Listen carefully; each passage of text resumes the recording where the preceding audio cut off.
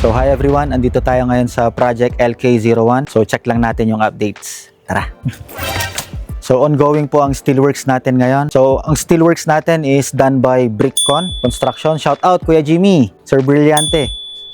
Okay, so kasama natin ang isa sa mga OJTs natin dito, si Paring Gerald. So kumusta naman ang progress ng site natin? Bale, sa ngayon po ini-install pa lang po yung mga beams po.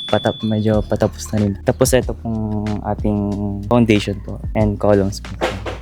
Medyo nabuhusan na rin. Okay, thank you Gerald. So sabi ni Gerald, ongoing na yung ano natin, yung beams natin. So this is our main floor. So ito yung ground floor natin. Ito yung parking area natin. This is a 2-car garage. And ito yung living room natin. So ipapakita natin yan sa mga next vlogs natin. So ito yung isa sa split level house kasi to. So this is parang second floor natin to.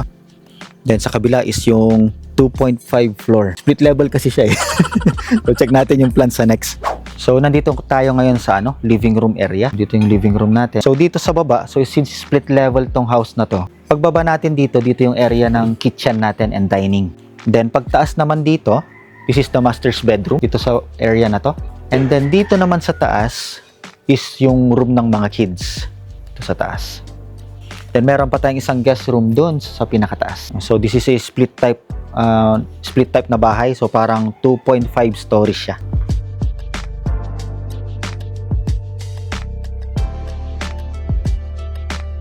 Okay, so maganda yung progress natin for Project LK01. So ongoing lahat ng structural frames natin. So let's see you sa next update. So please like and share yung video na to. Give it a thumbs up. Also, kung meron tayong Facebook, search nyo lang po ODEC Builders and paki-follow na rin. See you!